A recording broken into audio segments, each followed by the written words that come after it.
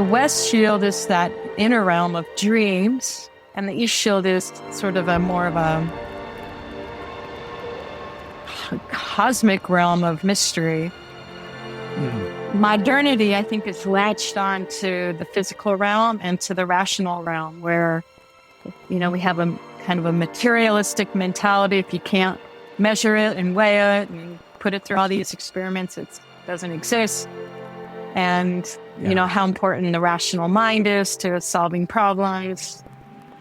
But what we've lost, I believe, is this capacity to really listen to dreams, which cultures have been doing for thousands of years. The dream has been always a source of guidance. Right? We've lost it in our modern thinking. And then the mystery, the unknown, the bigger picture. So maybe, what we're in the wholeness that we're talking about is somehow giving a little bit more attention to the unknown. And we're being forced into it more or less because the known just isn't working,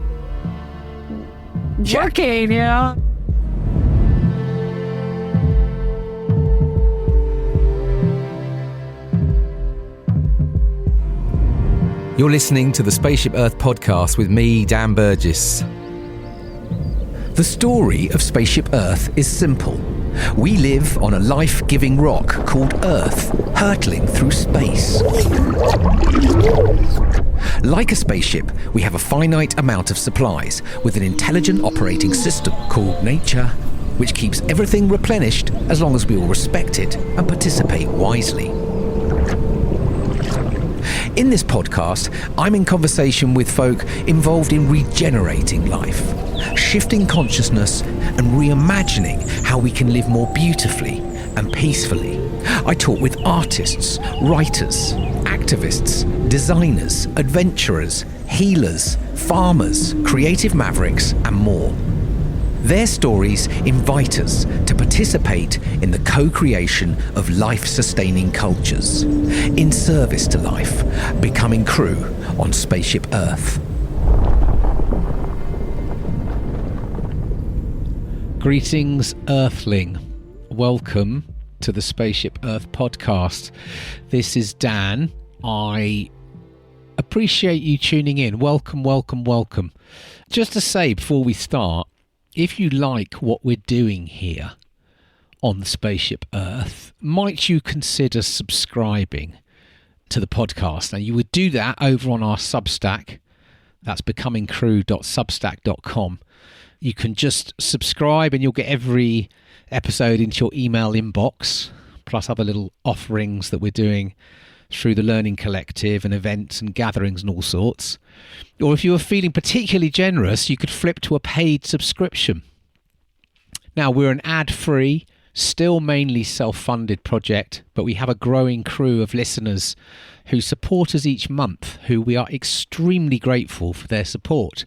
It's about the price of a pint in a British pub, or 2 cups of coffee purchased in a retail environment that would support the podcast every month. So yeah, just putting it out there. If that was something that you were able to do, we'd be most grateful.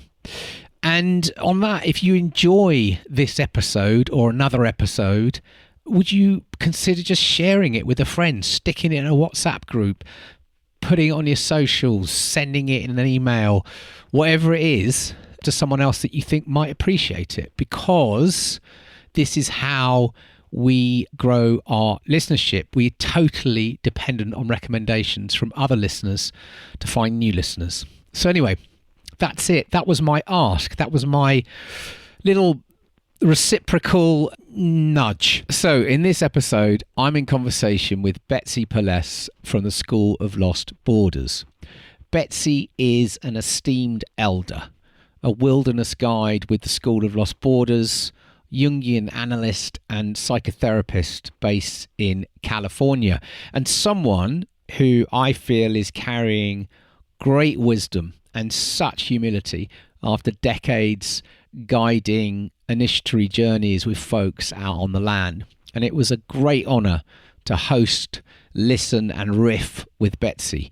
I trained with Betsy earlier this year on Dartmoor in the UK in a week-long dive into the Four Shields model of Earth therapeutics, born from the School of Lost Borders. Did with my dear friend Isra Goodall and with a whole crew of beautiful, curious humans in what was, to me, another initiation experience, really. I've taken part in a 4-day, 4-night vision fast informed by the School of Lost Borders approach. And over the years, probably since 2013, when I trained for a year with Chris Salisbury and his Call of the Wild program, I've been experimenting, integrating and establishing a number of these practices into my life and work, and now into the experiential learning offerings of Becoming Crew, especially the practices of overnight solos out on the land, medicine walks and circle work and sitting in council listening to others. What I would call earth-centered practices. These practices, ceremonies and experiences are really helpful in how we become to know ourselves and the wider, entangled, more than human crew on Spaceship Earth. How we can understand more deeply the relationality of life on board. How we begin to notice our unique gifts and those of others, and how to tune into our hearts and our creative intelligence, and where to be of service on the spaceship. And the older I get, the more I believe that these are the practices that have the potential to make us fully human, to realise our deep humanness in ways which the culture of modernity and all its structures and systems just cannot help us with. That it's through expanding our relationships to encompass other, more than human life, the unseen, the unknown, connecting with more diverse groups of fellow humans and their stories, that helps us become our truest and fullest selves. In fact, perhaps that is the only way to be fully human, is to be in relationship with a much wider community of life. If we're serious about weaving alternative cultures of regeneration and care that centre the earth and draw on more than human intelligence, that create space for mystery, other ways of knowing, then regular practice and experience out on land through deep listening and sitting in circle with our fellow humans is essential and vital.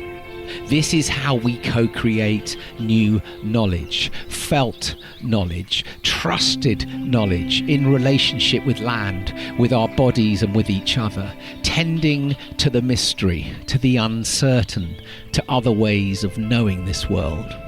This conversation with Betsy felt like crossing a threshold. She has devoted decades to guiding people through initiatory practices, solo time on the land, fasting under the sky, and the simple yet profound ritual of sitting in council. And this conversation invites us to consider what happens when we slow down enough to let the earth speak. When we leave behind the spoiled maps of modernity, its demands for clarity, control, productivity, and sit quietly with land, with dreams, with each other. These practices are not complicated. They don't require complex technology or vast amounts of energy.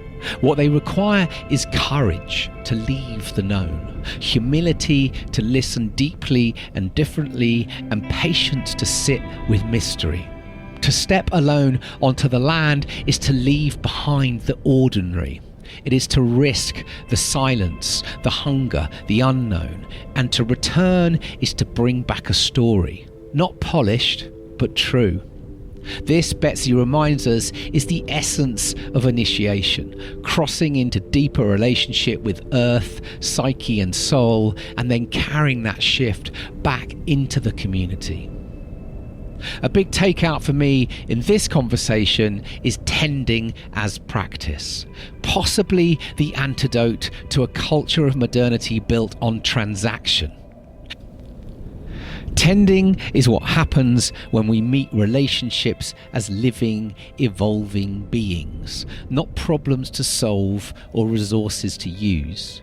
It might be tending to the land by sitting quietly with it, not extracting from it. It might be tending to another human by listening in counsel, not rushing to advise or fix. It might be tending to a dream by carrying it gently, even when its meaning is unclear. Tending requires attention, patience, willingness to stay close. It's less about outcomes and more about presence. And in a time when modernity asks us to maximize, exploit, and move on, tending is almost an act of rebellion, because tending says, this relationship matters. I will keep showing up. I hope you enjoyed this conversation with Betsy. We did have a few technical audio challenges, but hopefully we've sorted them. I also road tested a few new Spaceship Earth themed questions with Betsy, which I am planning to repeat with future guests. So, let me know if you appreciate them. And if you are interested in experiencing these Earth-centered practices and experiences, we are offering a number through the Becoming Crew Action Learning Collective, which you can find at becomingcrew.com. And we have one more weekend of our community solo offering on the autumn equinox weekend, which is the 19th to the 21st of September on Ghostwood Down near Bath. That will be a small group living on the land for the weekend, sitting in council around the fire and preparing for a fully guided overnight solo on the Saturday night out on the land before returning to the fire on Sunday morning to listen to each other's stories. A beautiful, powerful way of responding to these unraveling times. Real medicine for these times and a true rite of passage. So if you're curious, follow the link in the show notes and get in touch. Right. That's enough of my rambling. Let's cut to it. This is the Spaceship Earth podcast in conversation with Betsy Perluss. Enjoy. You're listening to the Spaceship Earth podcast with my dad, Dan Burgess. So, Betsy, welcome to the Spaceship Earth podcast. Good to see you. It's good to see you too, Dan, and thank you so much for inviting me. So it's really quite an honor. Oh well, it's a mutual honor. But thank you for taking the time. Whereabouts are you on Spaceship Earth right now, and how are you showing up? Well, right now I'm calling in from Grass Valley, California, and I pretty much share my time between Grass Valley, which is in Northern California outside of Sacramento, and Big Pine, California, which is where the School of Lost Borders has its origin, in the little valley called Paya Hanundo, which means the land where water flows in the local tribal language. And so I toggle my time back and forth between these two places. So how am I showing up right now? That's a good question. I'm not quite sure how to answer that. Because it's Monday morning as well for you, isn't it? It's Monday, yeah. I'm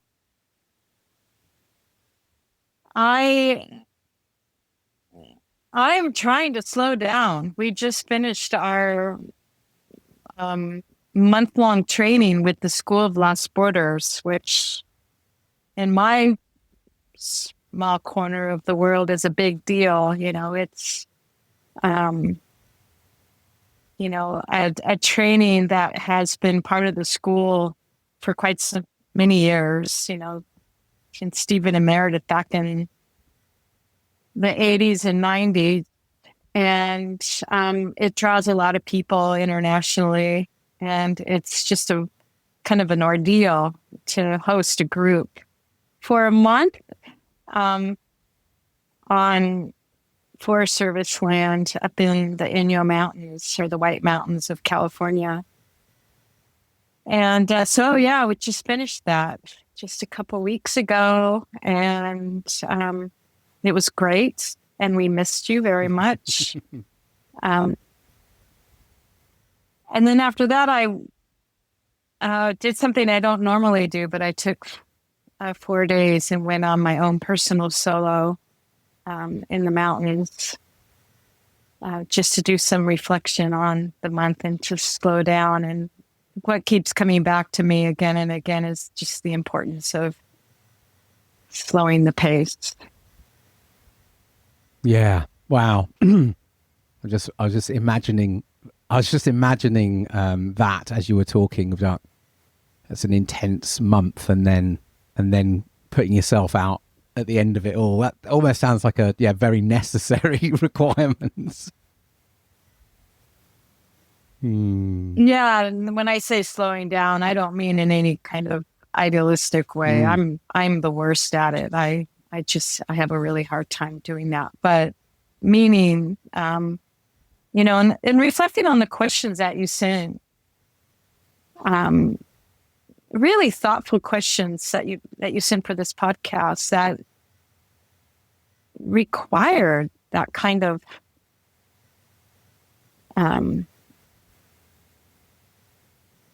reflective space. I don't know how else to say it, but the capacity to think, to not think in terms of what would be a clever answer, or what is a solution? How do we fix these problems that we're facing in the world today? Or what's kind of the knee-jerk reaction?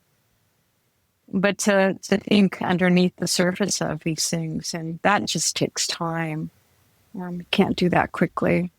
Yeah, I know. I think that is the it's the thing I come back to all the time. It's the slowing down, isn't it? That's the heart of the the mess we're in.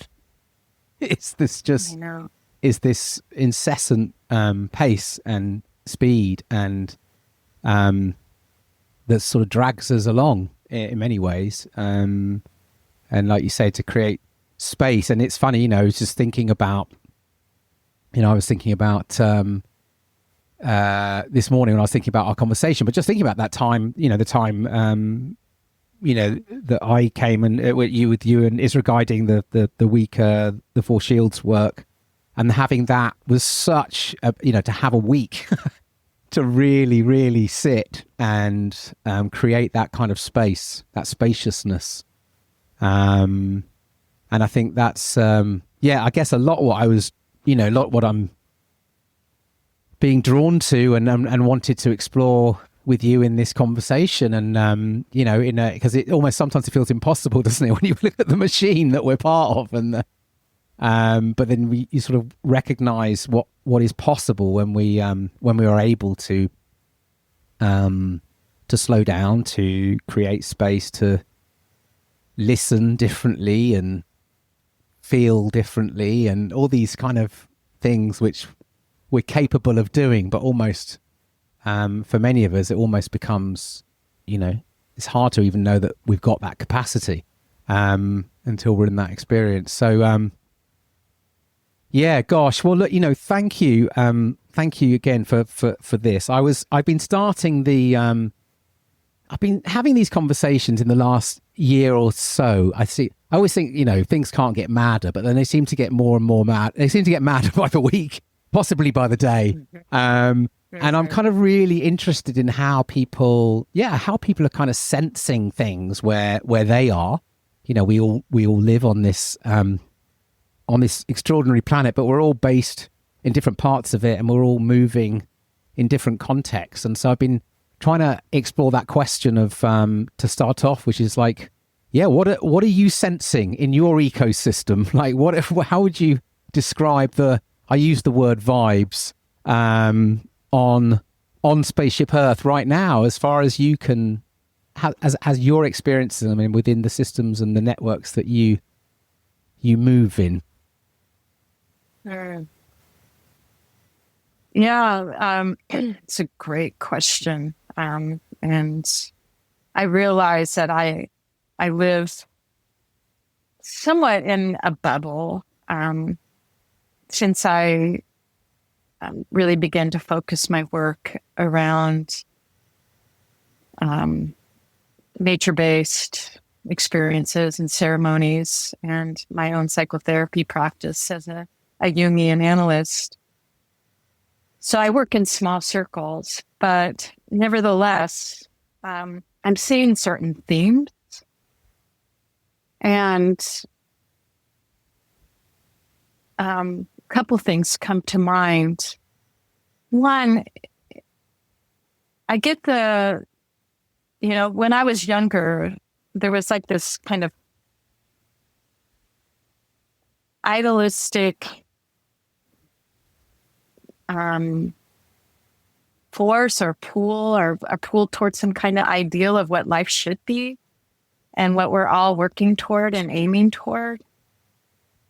And what I'm seeing now with people is a willingness or even a desire to turn into the pain and the suffering, and not so much a denial of the wound or how difficult it is, but a wanting to be in that and hold that space rather than just projecting into what it should be or what it could be. And so there's more interest, it seems to me, of how do we transform the madness that you're talking about or the woundedness, not so much in a fix-it way or, how do we just kind of create, communities that mimic what we think life should be or some kind of utopia ideal, but the willingness to be more longstanding in the muck. And the other thing I'm noticing, which, is very exciting to me, is people are showing more interest in the non-rational realms of like dreams and fantasies and symptoms and stories. And I'm paying attention to that. I notice that in our circles, when people share stories, when they come back from the land, there's more tendency to talk about the dreams that they experience during their time out or the dreams that they're experiencing while we're gathering in a program or a circle. And, dreams they're so non-rational. And in so many ways, they don't like, well, what does that have to do with anything? And I like that. I think the fact that they don't make sense is part of highlights the importance of them, because if we got to get out of our rational mode of perceiving reality, our purely rational mode. Yeah, and I it's lovely to hear that. That's the sensing you're getting, and I guess I've been sort of rambling on about this for a while about like the sort of when the sort of constructed reality makes less and less sense. It's opening this up, right? Because like you say before, I think we could explore the edges, but the sort of dominator culture, you could sort of still exist in it, you could still sort of believe some of it perhaps, or follow along, I'm sort of following the thing because I think I can just, one more, just a little bit more and things will be, I'll get there. But because it's just, so much of what we call normal is absurd in my view. So I think and the way that we're processing and making sense of things, it feels like it's becoming so limiting, trying to make, how do you make sense of something which literally by the day becomes more and more, more absurd is a word I'm using. But it feels kind of appropriate. And so I guess maybe there is a permission growing, I guess, maybe that we're, more folks are beginning to experiment, beginning to sort of trust that that maybe we've been we've been leading a very impoverished illusion of what is real, and what isn't. I don't know.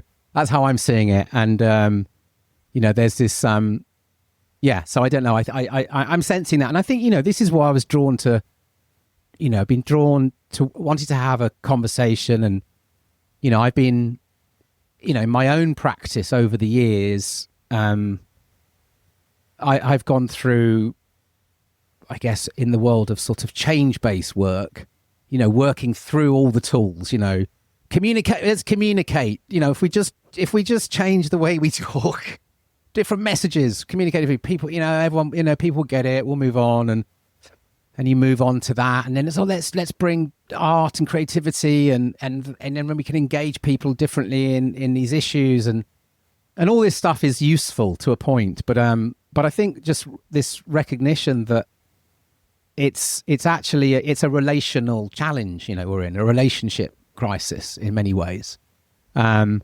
my own journeying into what I would call, and what many folks call this kind of earth-centered, I guess, is where I've been, journeying in my own life, trying to make sense out of my own, how I navigate a world that doesn't make much sense, and into the work that I've been evolving. And I came across, as many of us have done, School of Lost Borders, there's sort of, certain sort of mystery around the school. And, I think when something I wanted to really, chat to in this conversation, I think I went on my first kind of overnight nature solo, I think back in, I think it was 2012, I think it was. And it was such a sort of transformative experience for me. And that just opened up more and more doors, more and more rabbit holes that I wanted to go down. To think, well, what is it about being out on land and putting yourself out there and coming back in and sitting in a circle and telling stories, and that's just sort of gone on, really. And then I think, then came across the Vision Quest and couldn't find really a time to do one, and eventually did one with a few years back with David Vendelveri, who's been on the podcast in the past, and of course, and he trained up with the school in, I think it was the 80s, and so that was another kind of opening for me in terms of that particular approach to the 4-day 4-night vision fast, and then getting into the 4 shields, which then led me to joining you and Isra to do the 4 shields work. And so I guess all of this, I'm just giving the context, I guess, for our conversation, why I really wanted to have this conversation, because for me this is the work, this is the stuff, the tools that we're working with here, and the practices, many of them which to me feel very kind of quite simple in some ways, but just so expansive in terms of what can come through them. But there's something about the practices and the relationship and the community, human and more than human, that for me is just is giving me and those that I'm working with so much grounding in a time that feels so, at times impossible to find your anchor. So that's really that's really what I wanted to sort of explore in this conversation, to help, through the work that you're doing, the listeners just more. I think there's a definite growing curiosity. I think more folks are starting to look to this work, and so I thought we can get into some of this stuff, and the tools and the stories. But I just wondered if you could give, just to sort of ground us in a little bit of your backstory that sort of got you to this work, because you've got this wilderness guide and psychotherapist and Jungian analyst, and I just wondered, whether you could just give a little bit of the, some of those sort of moments, those things that have really happened on that pathway that you've been on, that have sort of brought you into this work, and giving folks a little bit of a sense of what it looks like, really. And I don't know if you're up for this, but you sort of semi told me a little story when we met about when you first connected with the school, and I think you were sent out on some kind of mission. Anyway, up to you. But I just is that okay? Just to give us a little bit of context. Absolutely. Let me recollect a little bit here. Because like you say, this would have been a time where, what we're speaking to now in terms of you're sensing this opening up, this was quite a long time ago, right? So this was a fairly radical sort of direction. Right. Well, I'll begin, in my childhood. I grew up on an island off of the coast of California called Santa Catalina Island. In the traditional language, it's Pimu, in the Tonga language. And I don't want to go into too much detail about the environment I grew up with, but the natural world, I could say, really parented me in ways that my biological parents couldn't. I spent a lot of time on the land by myself and with friends. And that time in wild nature was pivotal to my survival, to who I am, and the direction that my life would take. Fast forward,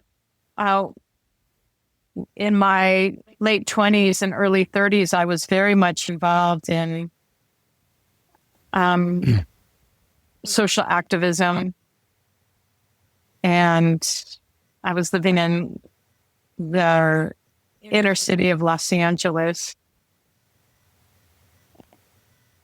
and feeling pretty disillusioned and a little bit lost by what was happening in that realm. And I ended up studying counseling just by default at the local university. I was in probably my late 20s, early 30s when I got licensed as a psychotherapist and was working in Los Angeles and also very much involved in social activism. And, just trying to make sense of these two worlds of the individual and the collective and the social. And one thing that never really came into that picture for me as I was struggling between those two worlds, trying to understand where people's suffering came, realizing it wasn't just an individual or even a family issue, but also a social issue, was the environmental piece. And that was never given a place in my training as a therapist. It was considered to be a little bit fringy. So that led me to become very distressed and upset about the profession that I had chosen. And it was through that distress that somehow I discovered the School of Lost Borders. Quite synchronistically, I should say. And when I first learned about the School of Lost Borders, I was very suspicious because I had never been exposed to anything like this, sitting in circle in nature and going out on solos. To me, that sounded way off the charts new age. And so it took me literally 2 years before I mustered up the nerve to show up. And Stephen and Meredith are so great. They so patiently just wrote me letters and encouraged me, and never any pressure, and just sent me information. And I can tell you, the minute I arrived in Big Pine, California, and sat in circle with Stephen and Meredith, I knew it was great. I knew this was the missing link in my triad of experience. What was it? What was it? What was it that made you feel that? Like, what did you feel that felt different, or that gave you that knowing? Dan, I've been trying to answer that question for a long time. I don't know. It was the senses. It was the body. It was the earth. We sat in the dirt next to a river in the sagebrush and shared stories. And you're right. It's so simple. And so I think it was a full sensual body moment of smell and hearing and community and no pretense. And that was also a piece that really affected me. There wasn't any sense of like, we're the teachers, we know better than you. We've been studying this stuff for so many years and you got to come to us to learn our wisdom. None of that. It was simple. We sat in circle, literally in the dirt, and talked and shared and went out on the land and came back and shared some more. But I want to give credit to Stephen Foster and Meredith Little, the founders of the school, because their way was intentionally to be as human as possible and not to bring in this kind of need to show up as the great teacher. Nature is the teacher, and they kept stressing that over and over again. We are just humans facilitating this as we do. Mm. So but I'm sure. Such wonderful humility, isn't it? Yeah. Humility. The word humility is rooted in the word hamas. That's where human comes from. And it felt very, for lack of a better word, I just want to say it felt safe. And I don't like to use that word too much because there's some kind of, it implies that there's some kind of technique or safety net or something. But I think the safe and meaning that that the fullness of who I was, who we were, could be there and show up. Can you tell us a little bit about that? Because I'd love to sort of like, as we, helping listeners understand these solo sort of experiences. And there was something you sort of vaguely told me this story where you sort of hinted at it when I saw you on Dartmoor about, I think it was about you were tasked to go out to some sort of, empty, broken down house somewhere. Was that right? Was it? What? Can you tell us a little bit about that? Yeah, it was Stephen Foster. He passed away in 2003. He had a real kind of a trickster energy about him in a very loving way. And we were talking about our, in School of Lost Borders language, our West Shield, meaning that part of ourselves that typically find the gift in the wound, is a bit of the night sea journey or the underworld process of transformation. And part of it has to do with understanding and severing from the perceptions that our parents or our caretakers had of us as kids and what they expected. The kind of the persona that we dressed ourselves in to meet their expectations and coming to terms with that. And I think Stephen kind of recognized that I had a real father bond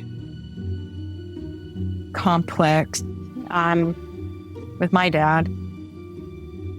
And that led him, for some reason, to do a night walk at an old abandoned house in the Owens Valley. And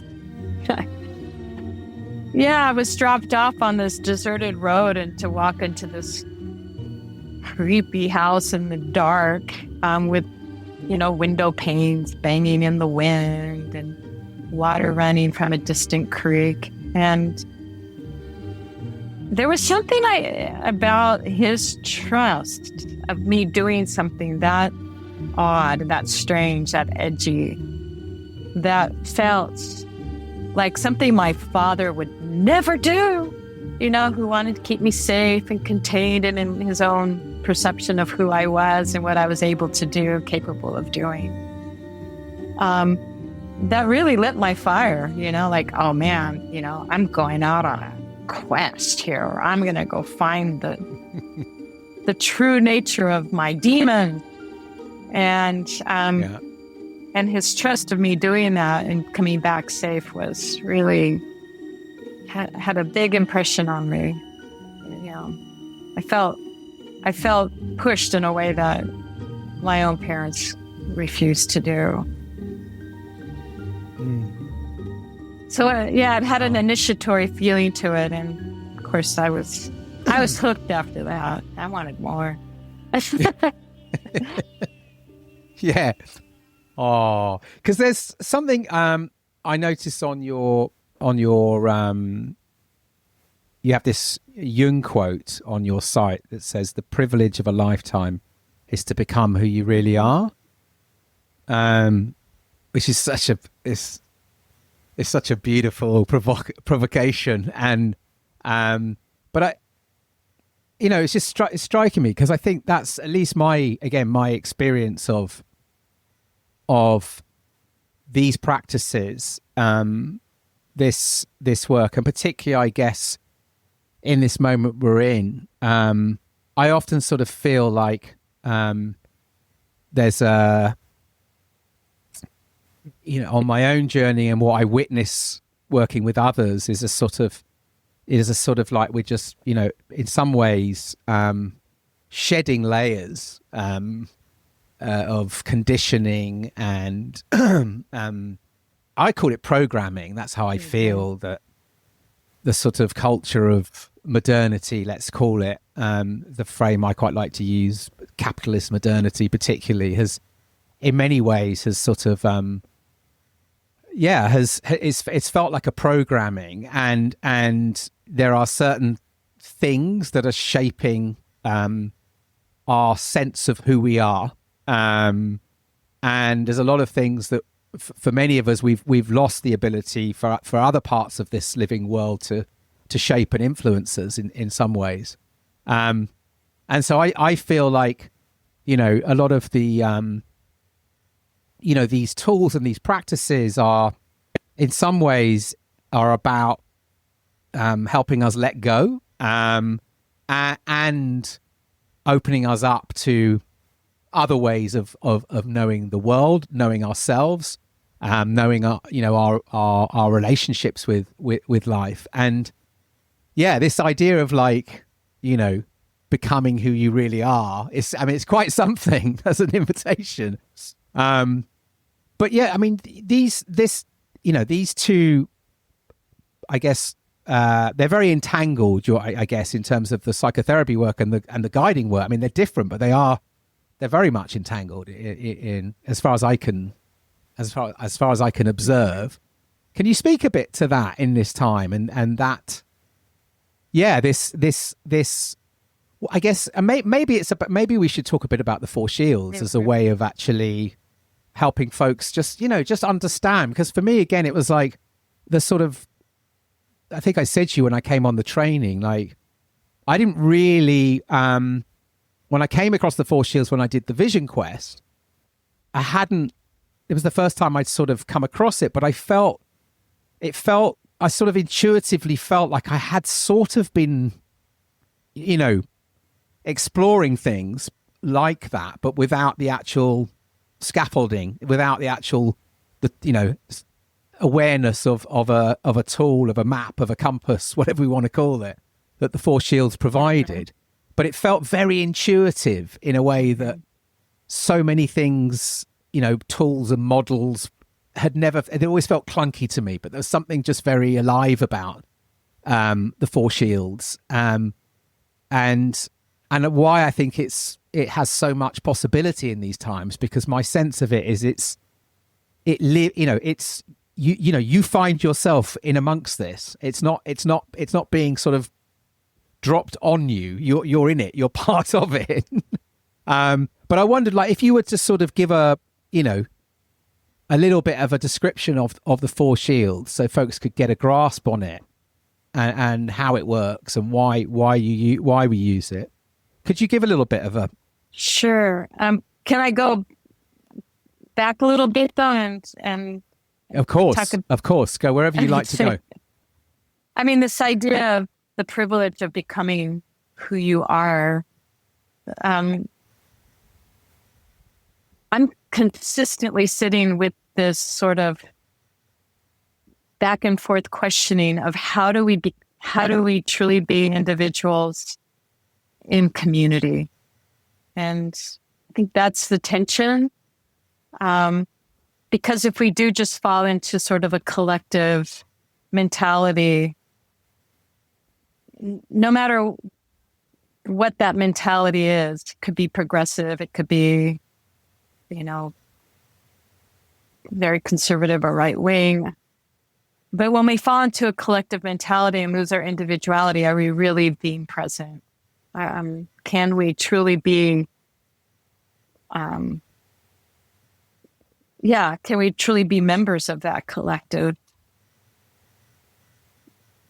when we aren't being truly who we are? And that's a question I just hold all the time. And so no matter what group I'm working with, even School of Lost Borders, I'm always, in a sense, being aware of any kind of,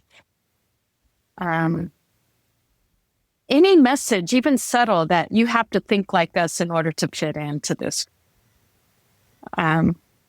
Because nature doesn't operate that way, I don't think. And so one thing I really appreciate about the school is that there is a conscious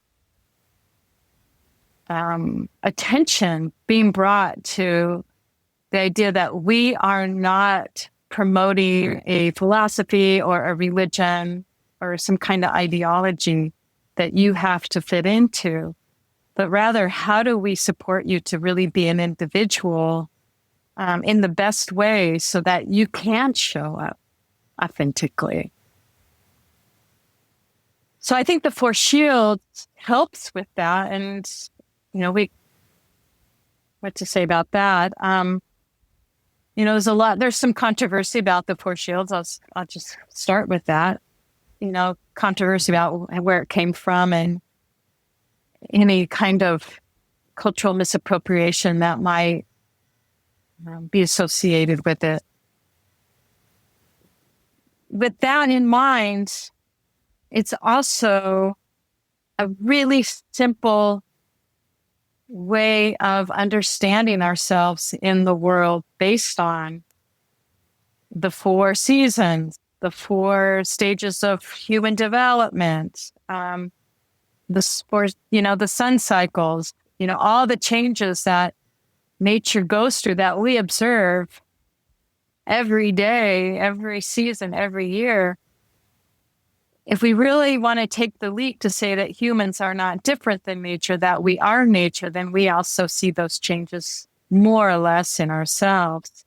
And I would say ultimately the Four Shields points to this idea of the cycles of birth, death, and rebirth that happen over and over and over again. And to me, that's perhaps the most essential aspect of the teaching, that we move in cycles rather than in linear lines, but straight. We don't begin and end. We move around through this continual birth, death, and rebirth process that we see in the seasons. So with that, the way that we vision the 4 directions or 4 shields is, summer, fall, winter, spring. And each of those seasons represents certain qualities about who we are as a human. I'll just say summer is the body, Fall is, the psyche, the place of dreams, the non-tangible. Winter is our incorporation, our adult self, our capacity to give, the next generation mentality. And spring is uncertainty, the unknown, mystery. And taking that kind of holistic perspective, we don't leave anything out, which I think is really important today, particularly this idea of mystery. I mean, you asked one of the questions in the notes that you sent me is, how do you handle uncertainty? Yes. Yeah. That's yeah. When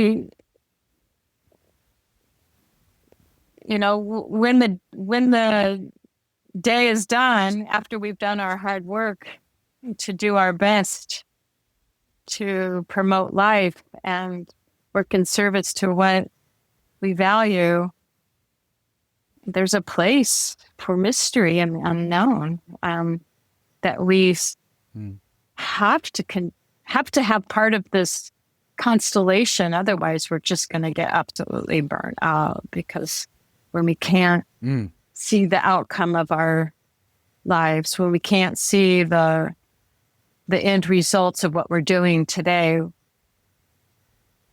is it still worth doing?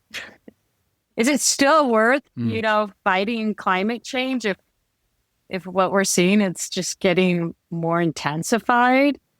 Is it worse? How do we continue to fight on behalf of life and human life and all life when we're seeing more war and genocide and extinction?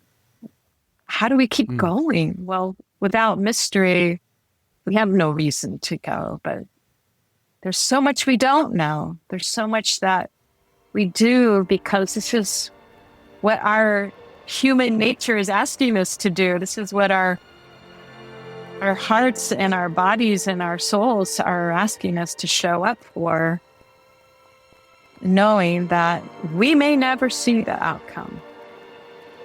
Or it might not be what we want it to be. That's a whole different conversation there too.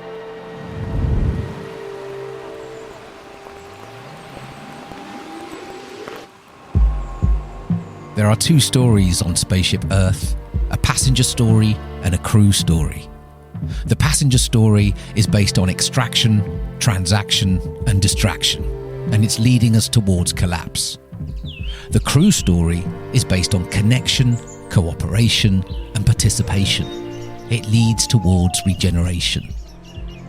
You're listening to the Spaceship Earth podcast with my dad, Dan Burgess.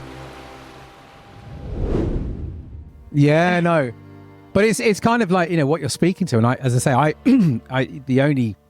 I think over the years, as things unravel more and more, for me, these are mythical times that we're living in. So, if you're living in mythical times, like if you have no ability to sort of step into that mystery, then and I think that's for me is where so much of the pain is coming from, because most of us don't have the tools, and the culture doesn't create the kind of infrastructure, and the support and the learning to help us step into mystery, right? It's just trying to keep us locked in some kind of story of certainty.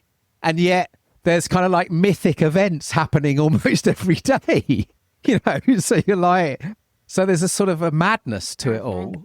And then you think, this learning to be in the mystery, learning to remember that actually life I'm imagining, for most of our evolution as a species, we were very comfortable with the mystery because it is. But that's why I think there's sort of a modernity in some ways it's illusionary. It's created. I sometimes think we've been in a kind of weird glitch, over the last, which seems to have accelerated intensely over the last few decades, of sort of taking us out, trying to sort of create this certainty around everything, this very fixed view of what is happening. but we are mythical creatures, I think, at least as far as I can tell, particularly when we're in relationship with the living earth. And so much of this feels to me like, the mystery, it's part of who we are. It's essential for being able to navigate this, a world that we just don't know. But then there's something really powerful and very beautiful when you are able to begin to access that, particularly in community with others, and you recognize we're working that mystery muscle. Do you know what I mean? We're becoming more comfortable with the uncertainty. And I think that's an area that I'm very, come back to, because my sense is that's only going to get, it's going to get more and more overwhelming. There's going to be more and more, and if we don't know how to become more comfortable with the uncertainty, and I think that's a part of the if I don't have a panic button in me, but I always have a slight urgency about what I'm witnessing, and I'm thinking, how what is it I can help here, or what am I being called to serve here? And part of it, I think, is definitely about this, bringing this more ability to be comfortable with the uncertainty, with the mystery, because there's also so much possibility in that. When we're like you say, even when things can look impossible, the mystery can actually help us to be okay, to this phrase I've been using a lot, to sort of dance with it, right? Rather than be sort of paralyzed and overwhelmed. And I'm sure you must witness this so much in the work, when you when you're supporting people to step into that space of mystery. Yeah, and I would also say mystery, and also the dream or the inner realm. That's part of our psyche. Going back to the four shields, I'm just thinking this right now that, we've lived like the south shield is the physical realm, the body. The north, the winter, or south is summer. North, winter is the mind, the ability to conceive of an idea and follow through, more of a rational standpoint. The west shield is that inner realm of dreams, and the east shield is sort of more of a cosmic realm of mystery. And modernity, I think, is latched on to the physical realm and to the rational realm, where, we have a kind of a materialistic mentality. If you can't measure it and weigh it and put it through all these experiments, it doesn't exist. And, how important the rational mind is to solving problems. But what we've lost, I believe, is this capacity to really listen to dreams, which cultures have been doing for thousands of years. The dream has been and always a source of guidance. Right? We've lost it in our modern thinking. And then the mystery, the unknown, the bigger picture. So maybe, what we're in the wholeness that we're talking about is somehow giving a little bit more attention to the unknown. And we're being forced into it more or less, because the known just isn't like working, it's like, what do we know? And I don't want to err on radical relativism or anything like that, but there's just this sense of the narrow realm of what we think we know is also what we want to know, and how we construct that knowing. And psychotherapy is a practice of deconstructing, really, what we've been conditioned to know, or how we see the world. It's just this deconstructing. And a lot of that comes through listening to For instance, dreams are following symptoms. Symptoms are our teachers, are our guides. They're taking us back into the unknown. They are not problems to be fixed quickly. They are messengers from the unknown, to listen to and follow. And perhaps if we want to expand that to the collective realm, where are symptoms guiding us? As painful as they are, it's horrible. I don't want to glamorize it by any means or idealize it, but these symptoms are speaking pretty loud and clear that something's not being integrated into the whole. Yeah. I think it's something, it came up, I think we talked a little bit about this when we were doing the Four Shields training with you. And, but this idea, at least again in the sort of the modern Western culture, let's say, largely being an uninitiated culture. And we can see that, there's lots of, I guess there's a lot around that, a lack of rites of passage, or at least rites of passage that are held and by the community, and the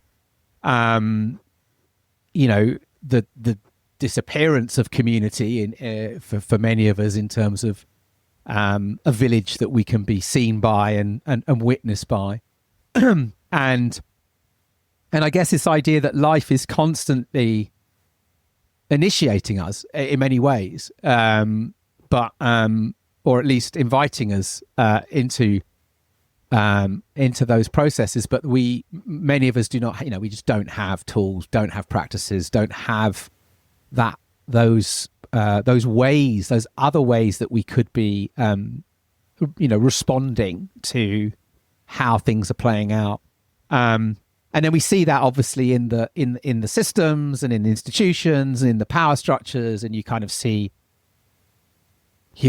what feels like, to me at least, I'm sure to many other people, the sort of lots of uninitiated men, particularly in very powerful positions. And I just, and when we look at the Four Shields, we look at that often, that sort of that need to go into the West, to go into the shadow, that work. And obviously there's always a sense, and I'm simplifying here, but that's often one of, I guess all the directions have their challenge. But that seems to be a place that is often bypassed, or because it's inherently uncomfortable. And there's shadow, to be faced into and explored and whatever. But I guess, yeah, I guess I'm curious about, about that. And, we're trying to, we're exploring actually with our crew work, a young man's program at the moment. We're trying to sort of bring something together which brings in lots of different things, not just the kind of rites of passage work, but just recognizing that, again, there's nothing really holding people. There's nothing to sort of support humans through their development, and that's also in a culture that's is struggling on so many levels. But how do you see that initiation piece and what you're witnessing through the work that you do? And are there shifts? Is something shifting around this? Do you see this recognition of the vitalness of that type of initiation work, that rites of passage work that's clearly missing for so many? Yeah. Oh gosh, my thoughts are going all over the place listening to you. That's what happens with a conversation with me. Where does it's the ADHD. Sorry, it's just like, I love it. I love the spontaneity of it. So yeah, you're right. Life does initiate us again and again, constantly. every time we go through a transition, there's something that needs to be let go, or a dying that happens. And often that can be very painful. And,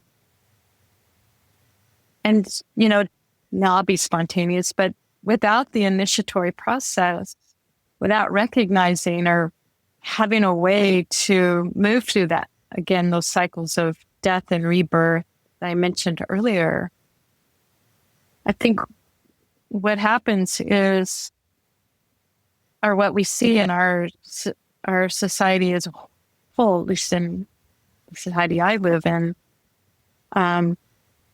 is a sense of hollowness.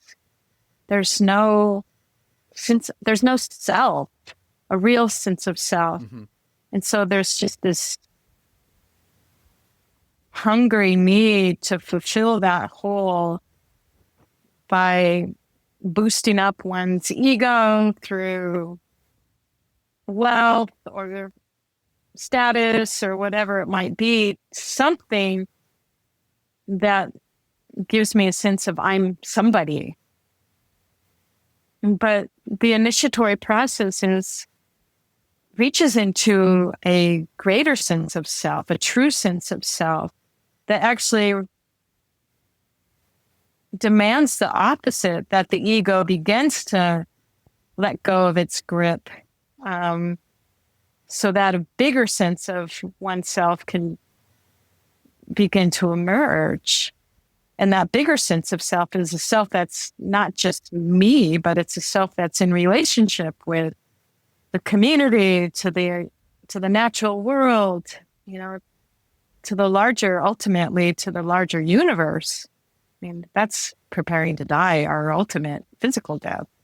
Who are we in regards to the biggest, to the entire whole, that we can perceive as much as we can. So, yeah, on one hand, people are hungry for initiation, and then there's just a lot of misunderstanding where, because I am so empty, I just need to grab more, take more, and fulfill this deep sense of emptiness, which we would in psychology call a narcissistic wound. And that's, I believe, what we're seeing in our larger sphere right now, which is pretty scary because there is no filling it. I mean, it's endless. Yeah. You can't feel something that's not there.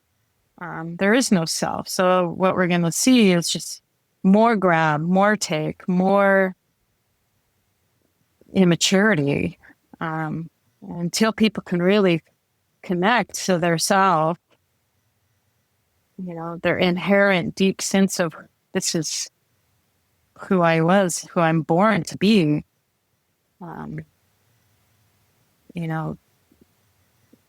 We're going to continue to see this kind of greed. And that's why I see my individual work with people is valuable in terms of also the collective, because as an analyst, a Jungian, it really is about deconstructing the ego and finding a sense of relationship to the bigger self. And that's why Carl Jung says of individuation, he says individuation doesn't separate us from the world. It actually gives us the capacity to embrace the world. And I've seen that, and I believe that.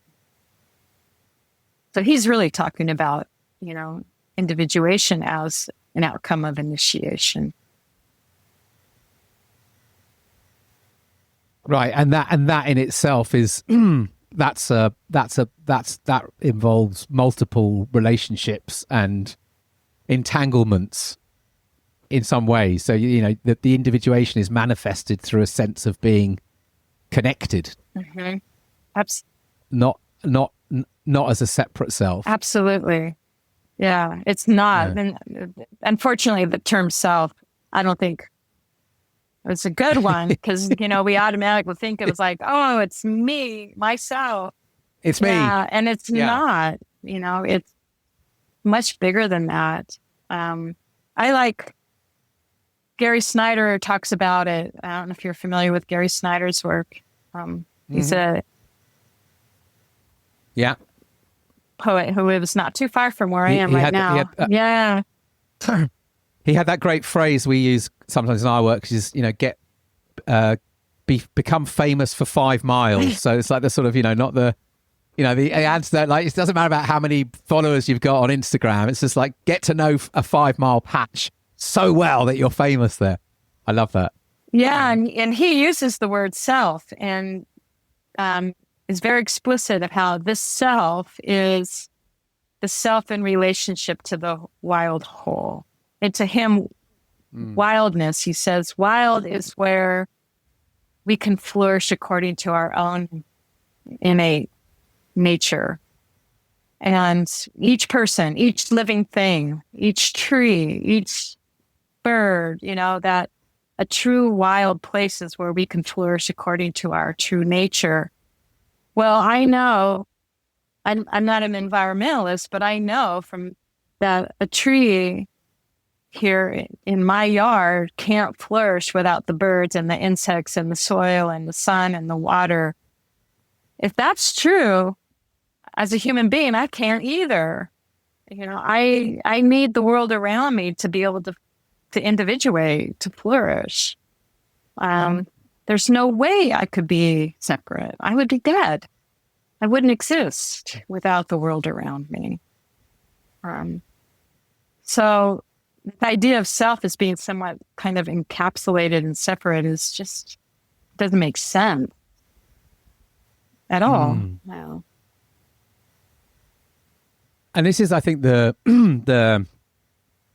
value of building this relationship, or these many relationships, which then I guess is begins to create a fuller, wholer sense of self, let's say, and why the medicine walks, the solos, the vision quests become such vital practices, because they open us up, right, to really feel and sense that which can't be intellectualized or sort of, that's the thing, right? It's like, it's still until you go out and, go out on that night walk, or sit in the dark, or,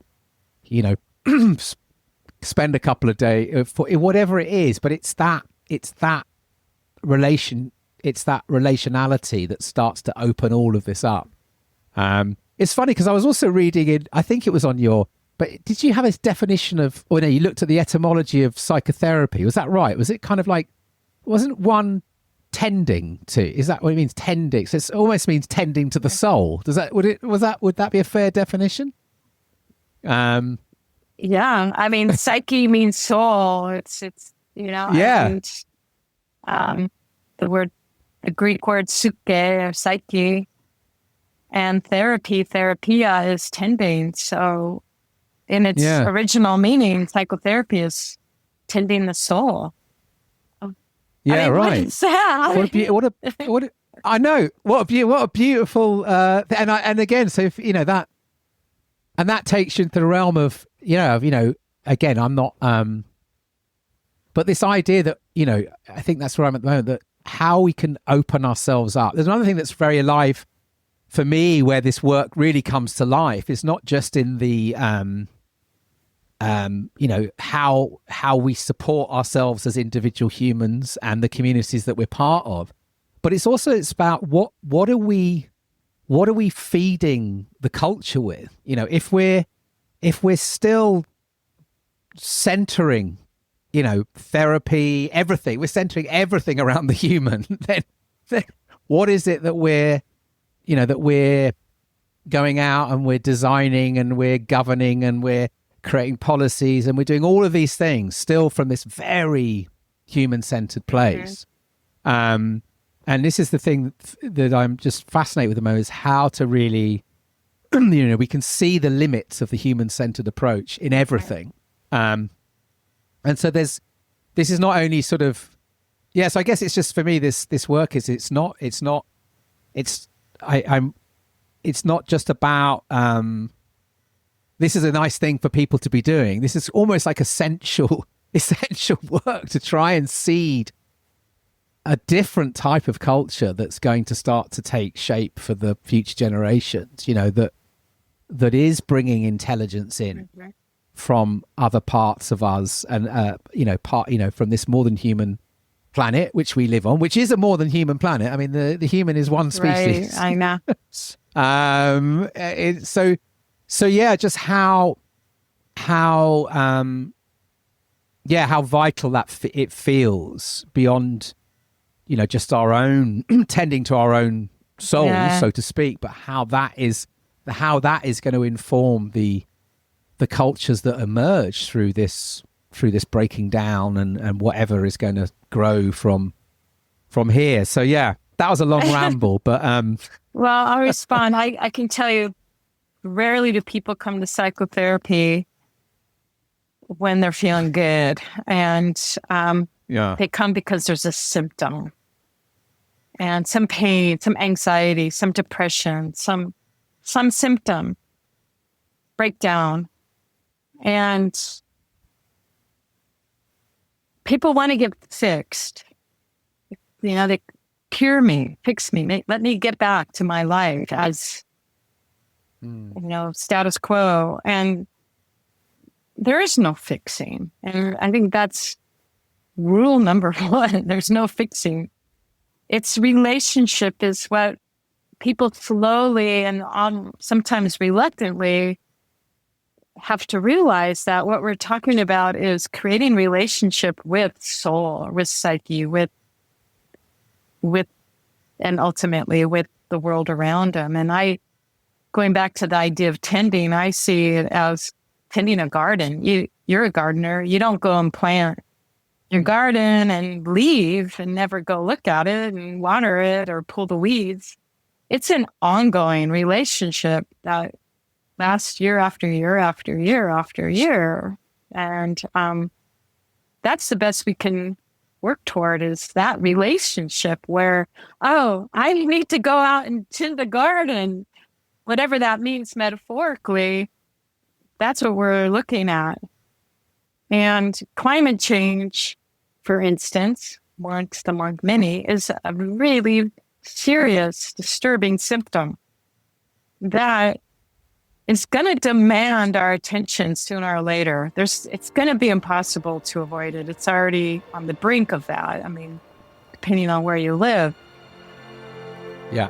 What's it going to, it's going to require, it's going to draw our attention, and it's going to require some serious tending. We're not going to be able to just fall asleep and let the world move on as usual.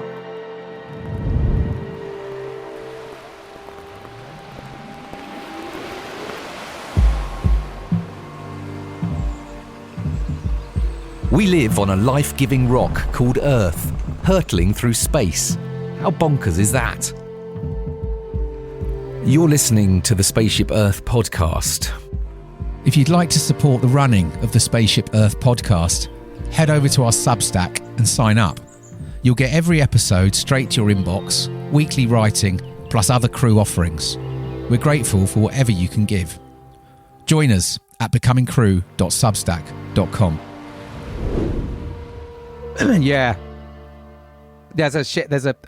Exactly this I'm using at the moment. This from a sort of transaction culture to a tending culture. It's like that's the shift, isn't it? That we that's a kind of we're witness. That's a shift that we're going to have to really take on. That we can't. We're moving away from this idea where everything is a transaction to actually we're being invited into presence and tending, and I love that when you're talking about, and I think that's the because I guess even with the again my understanding of working with these approaches is we're trying to build that capacity in ourselves that we notice, right? We know when we need to go and tend, when the soul needs some tending to.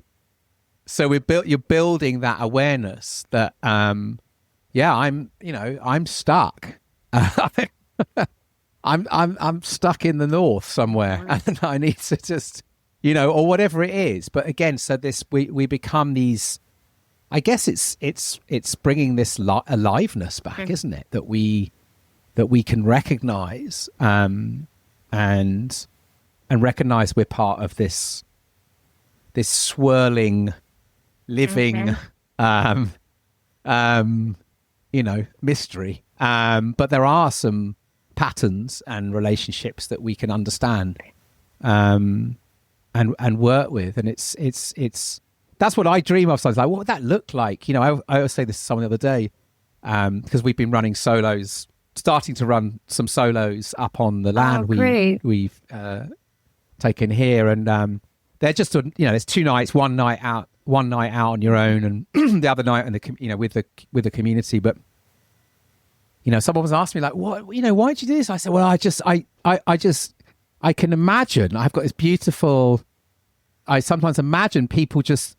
I'm in the future, and there's, it's normal to see somebody, crawling out of a hedgerow in the morning, and they've just been putting themselves out onto the land for the night, or they've, they just needed to create some kind of ceremony, and it involved being in the dark all night or whatever it was. And that's the kind of shifts I'm, that make my heart sort of go, yeah, that's why we're doing this.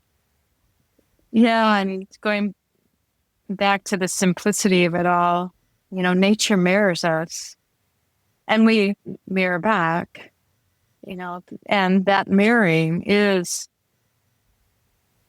a whole mirroring of body, soul, mind, spirit, all 4 shields are mirrored to us. We can, that's what we're really kind of leaning toward, is how do we have all 4 available so that it's not just,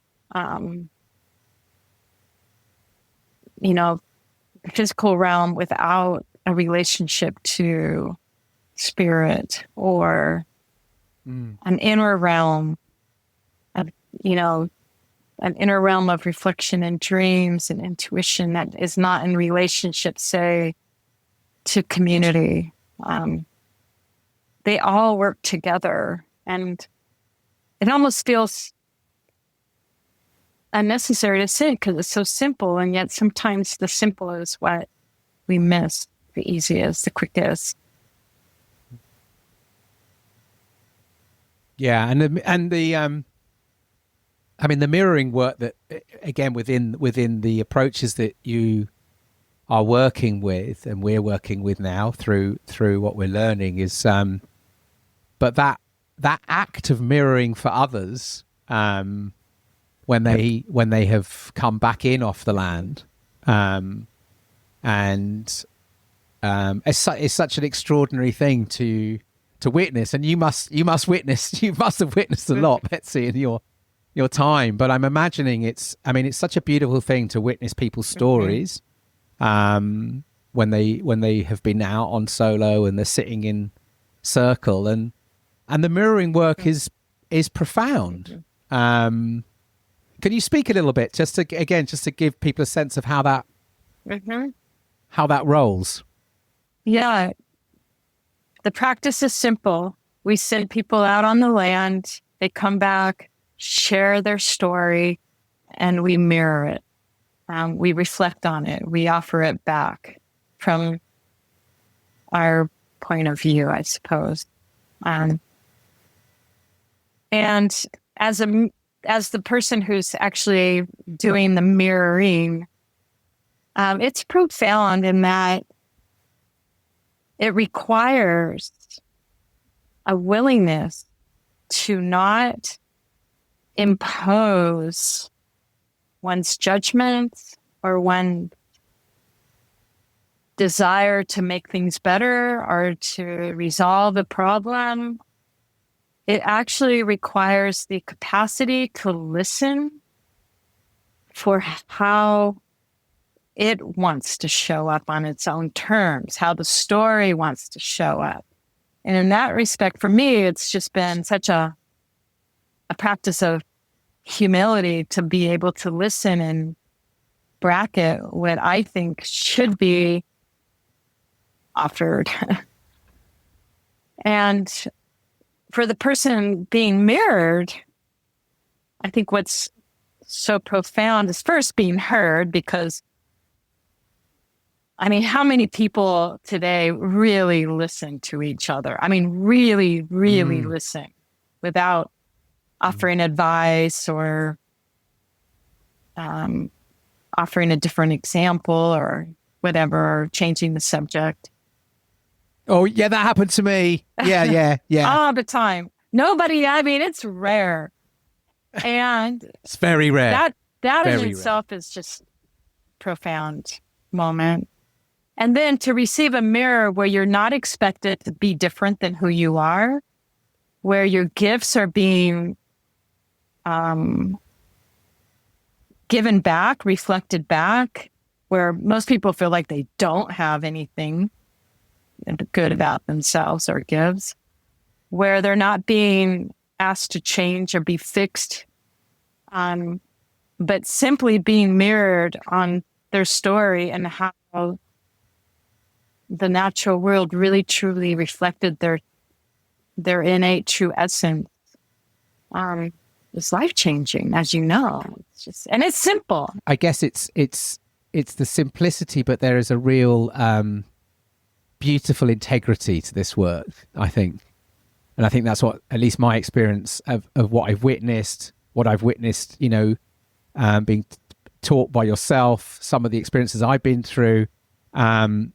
There's just it's the integrity. It's allowing the space and allowing the time to really listen, which you speak of. You know, this listening quality, which is such an underrated quality in the modern culture. Yeah. You know, the silence as well. You know, like you know, just that honoring silence more, and the space between people and the experience. And there just seems to be this whole there's so much material that can sort of filter up that maybe we're not connecting with. So yeah, I got nothing but excitement and positivity for this work, for these tools, for these approaches.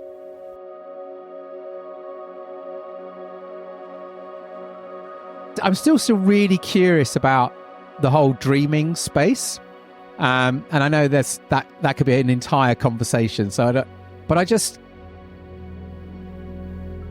guess I'm just curious, as you know, if I speak about dream work, or if I speak about dreams, you know, to like people in my family, people around me. Most of the time, if we speak of dreams, someone will tend to go, "Oh, that's interesting," and maybe it was because that happened, or you know, that's sort of a rational interpretation of a dream. Or there's still less space for people maybe to open up to the mystery of the dream, if that makes sense, which feels like a shame. And it feels like I'm curious as to how one could encourage, or is there a practice for working with dreams more, or I don't know, do you see what I'm trying to say? It's like I'm wondering how one could bring dreams more into the mix in this time. Like, what does that look like to start to encourage curiosity, I guess, around our dreams, and how we might want to be, how we could pay more attention to dreams, I guess. Yeah, thank you for asking that. Dreams are near to my heart.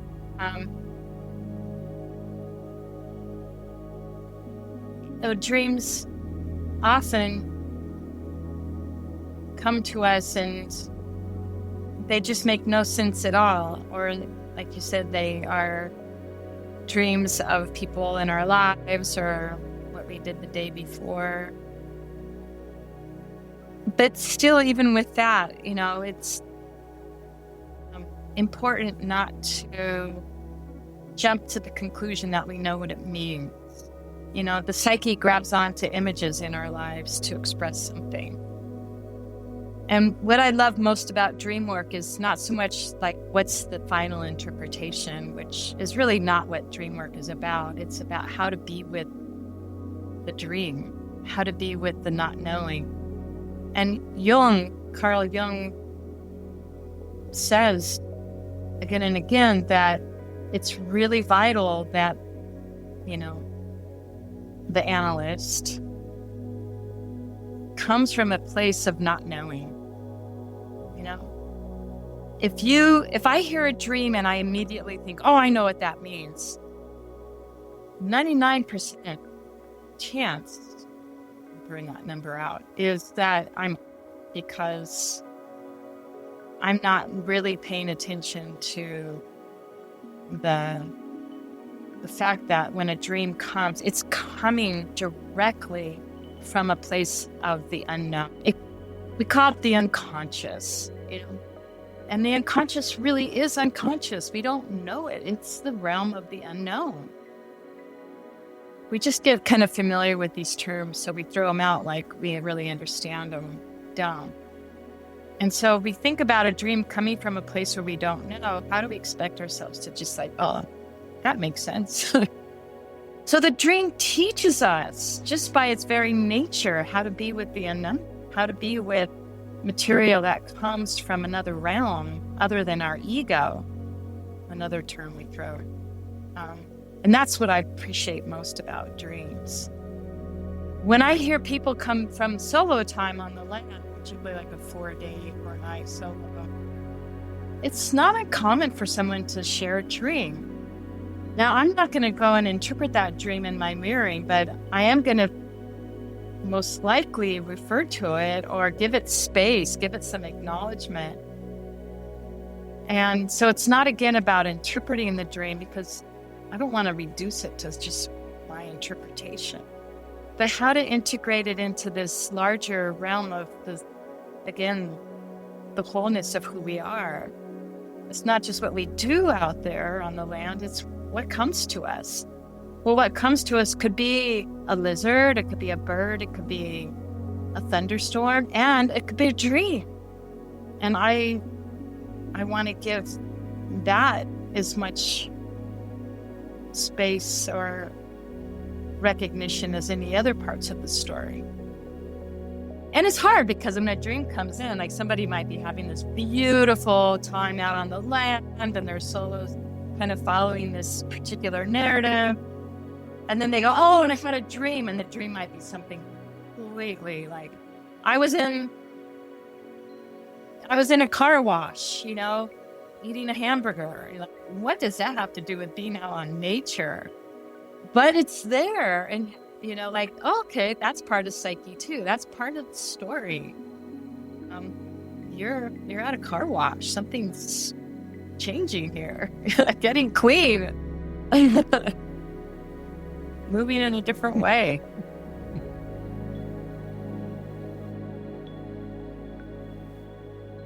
Have you I guess, is it possible in your experience for because dreams are very random, right? For many of us, they're very random. They might just come. And even remembering them can be a challenge, and when you come out of a dream.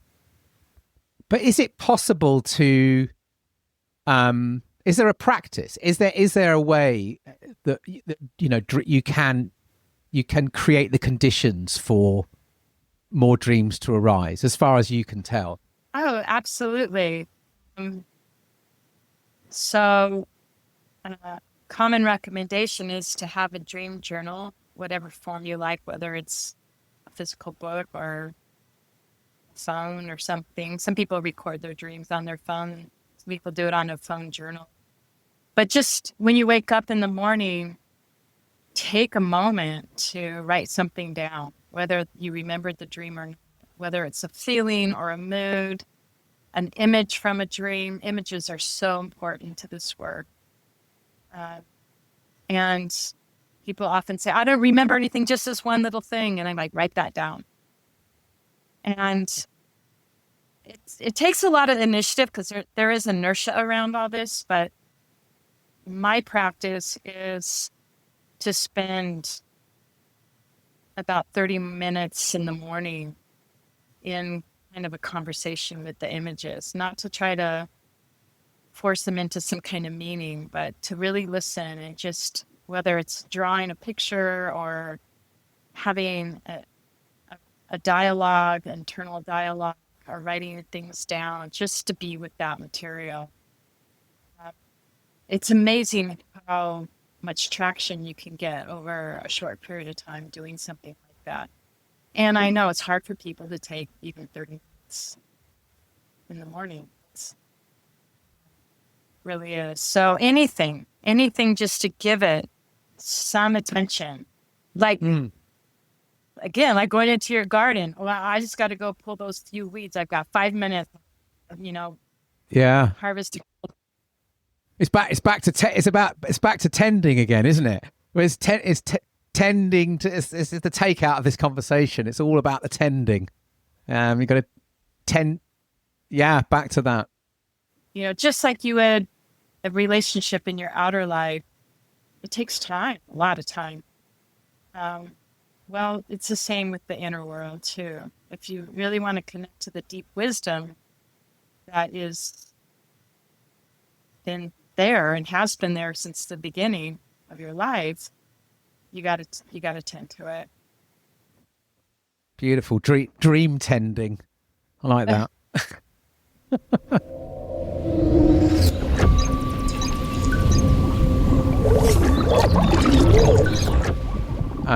So I had a few questions that are like a bit experimental. In fact, Betsy, it's the first time I'm going to be landing these questions. I'm hoping to sort of invite them to as a standard practice for future guests.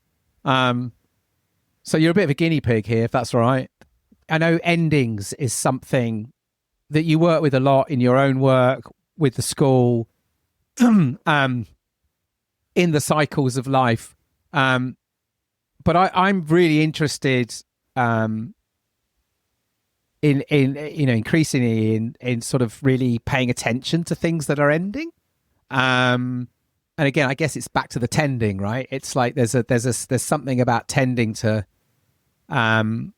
these things that are coming to an end, and they're both personally around me in the culture. So I was wondering, like, is there something that's ending for you right now? Yeah, there's a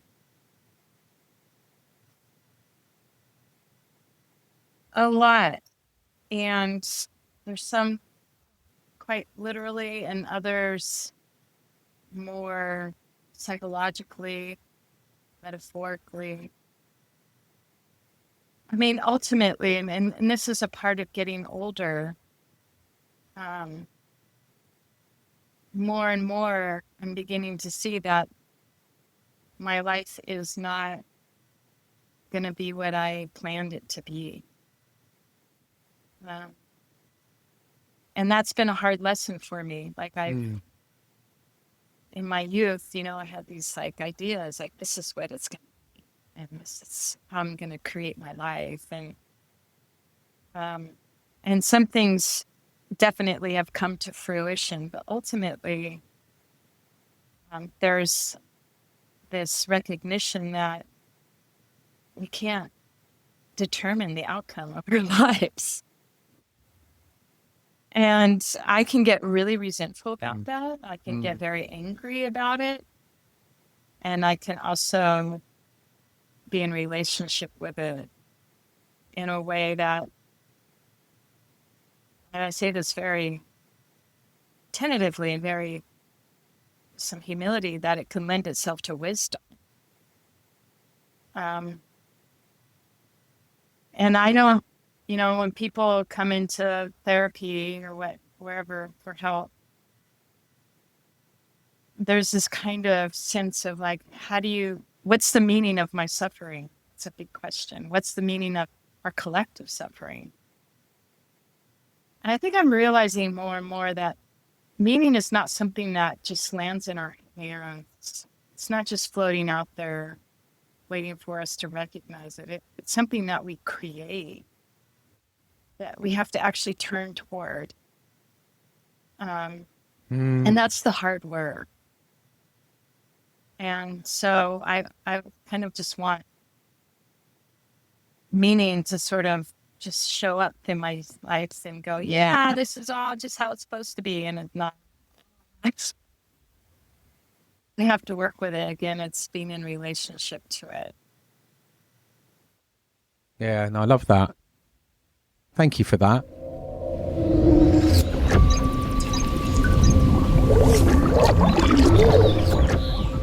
Okay, here's some Spaceship Earth questions for you. When did you realize that you were not just a passenger on Earth, but part of the crew? Well, I never really thought of being on a spaceship until you invited me on this podcast. So, but I guess I've always been on the spaceship Earth, and I love that. I didn't even know that came from Buckminster Fuller. So, am I saying his name right? Yeah, Buckminster. But it gave me some comfort to think about that question when I read it in your notes, because I've always felt like something was wrong with me. And, there's so many people that I look around at the world and they seem like, oh, they're just fine. They're enjoying their lives. They're just going along. And I'm like, why can't I be that way? Why am I always in this sort of twisted kind of what's wrong with me and feeling, I'm neurotic. And then I realized, oh, it's because I am on the spaceship. And there is for some reason, I don't know, an unwillingness just to just go for the ride. And I don't know why some people are just innately fine with the way things are, and some of us just have to be kind of suffering our own neurosis. Yeah. But, it does. Once you're on the ship, you're on the ship. Once you're a crew, you're a crew. You can't go back. That's it. Entangled with, becoming with. The part of that, beautiful. Yeah, the hard part of that metaphor for me is like we're all on the ship together, and you can't kick anyone. Yeah. Yeah. I know. It's annoying, isn't it? So we better figure that one out. Yeah. I know. What's one thing you've learned about being alive on this planet that no school ever taught you? That to trust my instinct, to trust what my body knows. I mean, when I think about school, which is, in my experience, has been largely academic and intellectual, is really, what does it mean to trust my instinct? And part of that is, what does it mean to cultivate eros? And what I mean by eros, I mean that relational quality of who we are as human beings. I was taught in school how to pass tests, how to read books, how to achieve certain things. And I love school. I mean, later I learned to love school. Didn't like it so much when I was young. And learned to use my mind for the first time and go, wow, and think for myself. Nobody ever like mirrored that back to me. That was exciting and liberating. But what got missed in that is how to trust the erotic aspects of life, the relational aspects of life, what my values really resonate with. Rather than like, because in the intellectual realm, it's all about, okay, how do you prove this is true? How do you know what's true? How do you measure? How do you evaluate? How do you use logic, rational thinking? But nobody ever said to me, you can know it's true because it resonates with you, because it feels true. And that I'm spent probably the last half of my adult life trying to read them. Yeah, beautiful. And the land helps with that. Totally.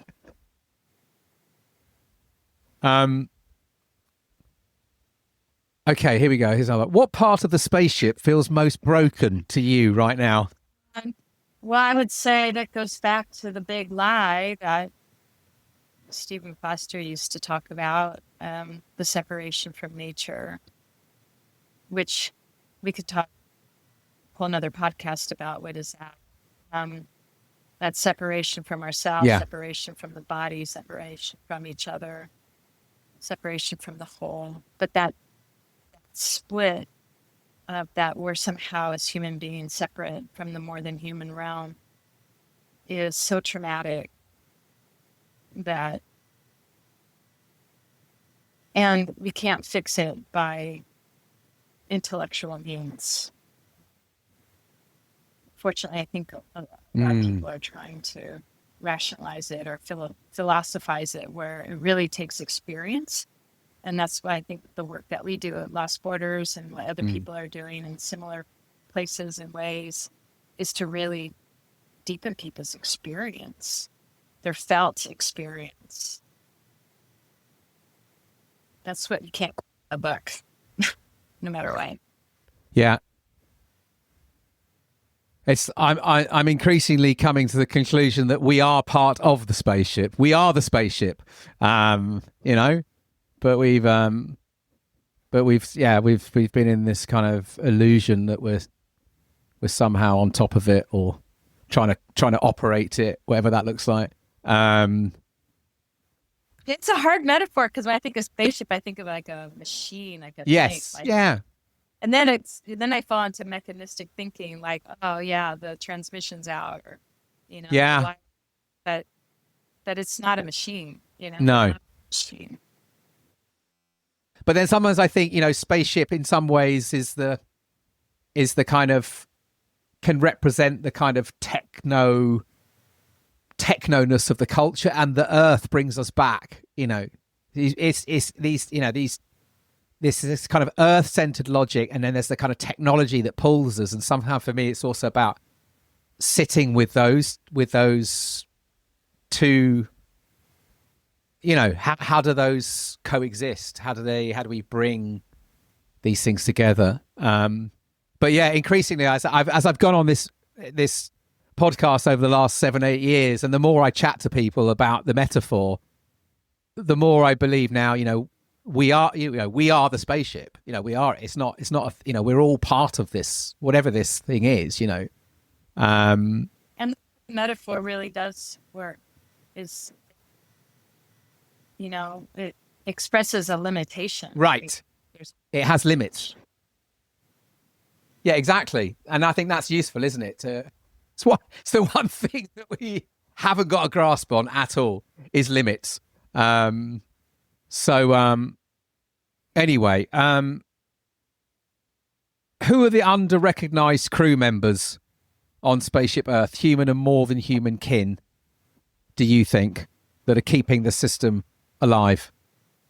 I would say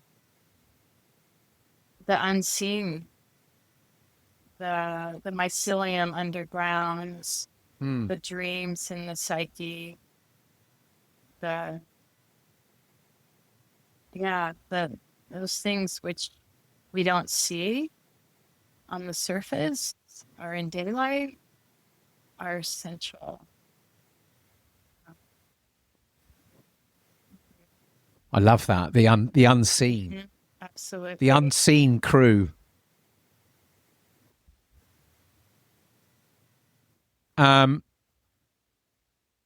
If you could ask forgiveness from one being on earth, who would it be?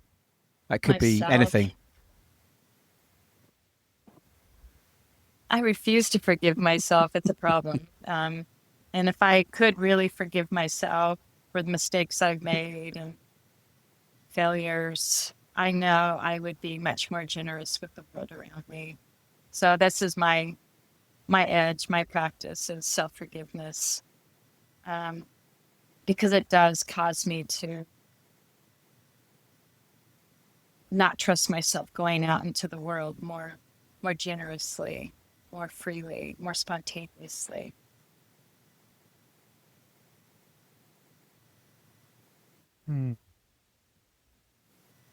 Beautiful. Thank you. I've got one more here. What if Earth isn't asking us to save her, but to grow up? What might that look like to you? I don't know why, but the first thing that came to my mind when you just asked that was what you said about Gary Snyder earlier on, how your circle of fame shouldn't reach out more than 5 miles or something. Yeah. Yeah. Famous for 5 miles. Yeah. To really know your 5 miles, which is really hard these days because, everything is about social media and fame and recognition, and to really narrow one's scope, to deepen rather than to broaden, I guess, somehow, and whatever that means, to deepen. And that goes back to what I began with, the slowing down.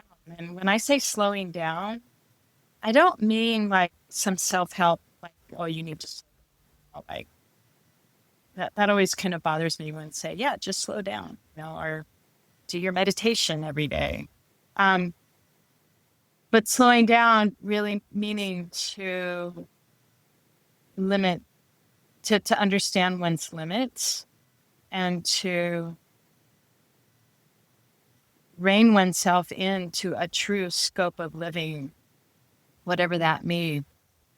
For me, I just recently turned down a teaching position I had for years, teaching a class, and I love teaching this class, but it was beyond my limits. I just can't keep doing things like that anymore. And what a relief to say I'm limited. I just need to sit in my office and tend to my dream rather than somehow reach 1 million people, or 20 people in the case. So yeah, and understanding one's limits is also understanding where your passion is and what you love. Rekindling that.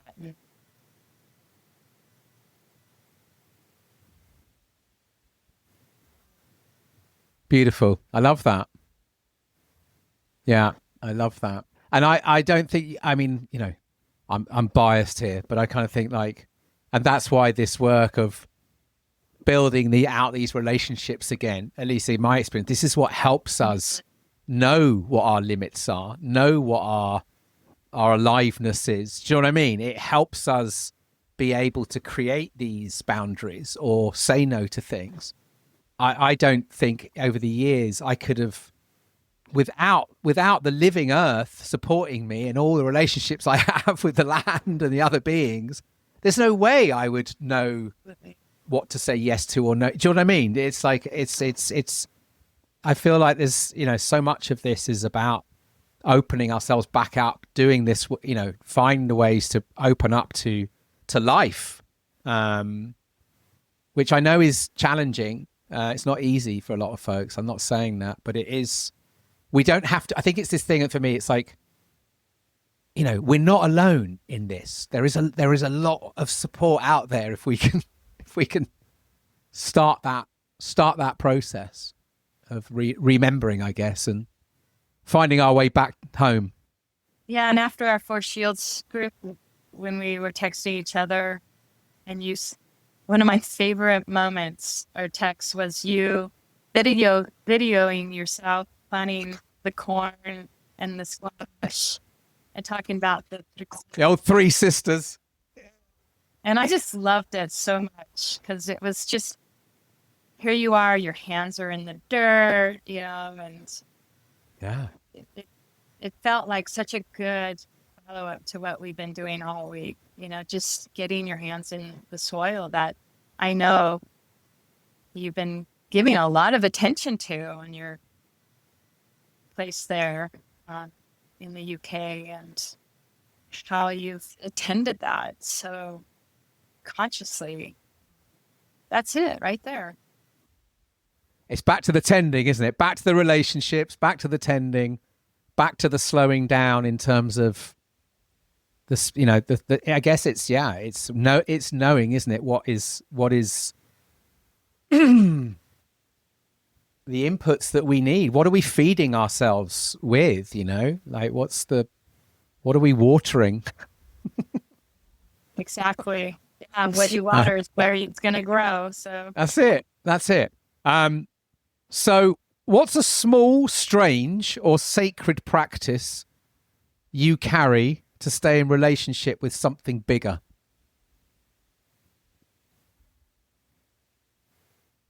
Apart from everything we've just talked about. It's like I just came back from my 4-day solo of basically fasting on the land, being in conversation with whatever shows up, my dreams, the world around me, just sitting and listening. And like what I mentioned earlier, I do try to spend time with my inner dream space every day. That to me is so important, but I miss it quite a bit. I get preoccupied and busy. Yeah, those are two big ones. Beautiful. So we're on just two to close. One is, this this invitation of becoming crew that we use in this, and you've got a bit of a flavour for it. But I guess just after, how would you, in this moment in time, what does it bring up for you, this invitation, becoming crew? Well, when I was young, I had a real idealistic view of what life could be in the future, and everyone just like being in a big love fest all the time and getting along. And now I'm 63, so obviously that didn't happen. And so when I think about being crew, I think about really real life stuff, like grief, people getting sick, people dying. Think of people having conflicts. I think and not just that, also, celebrating each other's lives and having deep conversations. But it reminds me of what we call the incorporation practice. When a person leaves a program or a ceremony, 4-day fast, whatever, we talk about incorporation as taking it home and making it real. We don't want to stay in some kind of bliss bubble, but it's like, how does this really manifest in our real incarnated lives? And that's both the beauty and also the challenge of being human. So when I think of being crew, like I'm envisioning like Star Wars, what's all this shit that goes down on those ships, right? People are having all kinds of disputes and problems and conflicts and people believing different things. And so, that to me is like somehow not running away from that, but learning to be in a place that's not always comfortable. Staying with the trouble. Yeah. Beautiful. Beautiful. Thank you. So I wondered, as a sort of finish, is there, in that very nature of what you've spoken to, we always try and, we're trying to sort of encourage this stepping into these times, like really becoming active, becoming participants in the change that we're all dreaming of, right? Or many of us are. Is there something you could leave our listeners with? It could be an invitation, a practice, a provocation, something like an experiment or something that they might go and play with or consider, that would, an offering. You know what I do a lot is when I'm gardening or washing the dishes, doing housework, whatever, I often imagine that inner ally that I've met through my dreams, or inner companions that I've met through my dreams there with me, and I'll have conversations with them. And this is part of my own practice, like I said, in the mornings I get up, I often have a dialogue with what we might call an imaginal figure. But I believe that these imaginal figures are just as real as some physical being in the outer world. And so I spend a lot of time with the imaginal realm. I think imagination is everything. If we stop imagining, if we are so devoid of the richness of the human imagination, then we're doomed. And so I do love imagination, how that shows up. And so I will have conversations with imaginal figures, and some people might think that sounds a little off, but why not? And to find that the support from our psyche in such a way is golden, I've found. Rather than trying to solve problems with my head, going through all the same old problem solving things that I do, just listen to that inner voice. So yeah, I would offer that. Beautiful. Tend to the imagination and those dream-like figures and images. Yeah, and also just keep an eye out for the unexpected. That's another thing I do, especially now when the news and everything is so, it's like I wake up to read the news sometimes and I'm like, I know it's going to be bad. Yeah. And it really there's almost my brain just kind of goes into this expectation and looks for certain things. But what about the unexpected? What about what isn't in that normal thread of information that we're encountering on a daily basis? Beautiful. It's so interesting, isn't it? Like what we pay attention to, there's that phrase, isn't it? What we pay attention to grows. But we're paying so much attention to things that we can't do anything about any of it. Yeah. most of it, it's so overwhelming what we're paying most of our attention to. We can't do anything about most of it, and so like you say, what would happen if you just a bit more time on, like you say, on the unexpected, on the things that fall outside of that? Kind of a revolution on our hands. I think so. Well, I think, wasn't it the poet Diana di Prima, the San Francisco poet, who said the only war worth fighting is the war on the imagination? Yeah. So that's the war I'll fight. Beautiful. Thank you, Betsy. Hey, Dan, it was so good having this time with you.